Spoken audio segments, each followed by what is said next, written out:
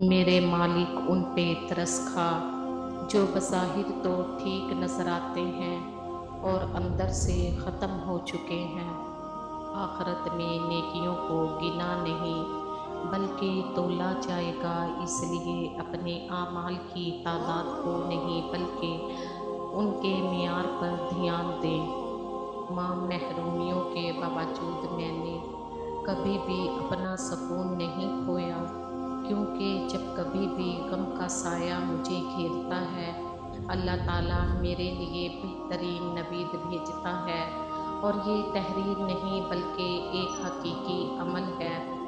کم ضرب انسان دوسروں سے لیا ہوا ہیرا بھول جاتا ہے، لیکن اپنا دیا ہوا پتھر یاد رکھتا ہے۔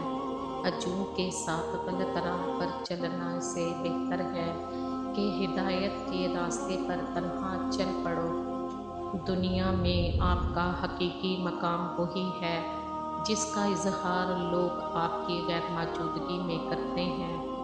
نصیحت جتنی نرمی سے کی جائے اتنا ہی اثر کرتی ہے، کیونکہ زبان کے میٹھے بول دلوں کو خرید لیتے ہیں۔ خدا تو ہمیشہ سے پاس ہے، دور تو ہم چلے جاتے ہیں۔ دوسروں پر تنقید کرنے اور ان کی غلطی پر اللہ اللہ کرنے سے بہتر ہے کہ اپنی غلطی پر استغفار کیا جائے۔ جس زبان سے آپ کی بات نہ نکلے تو خاموشی بہتر ہے، اور جس چیز سے آپ کی یاد نہ آئے اس کو بھول جانا اچھا ہے۔ تم وہ مانگتے ہو جو تمہیں اچھا لگتا ہے، لیکن اللہ وہی دیتا ہے جو تمہارے لیے بہتر ہوتا ہے۔ ہم تکلیف کے جس مقام پر بھی ہوں، ہم سے آگے ضرور کچھ لوگ ہوتے ہیں۔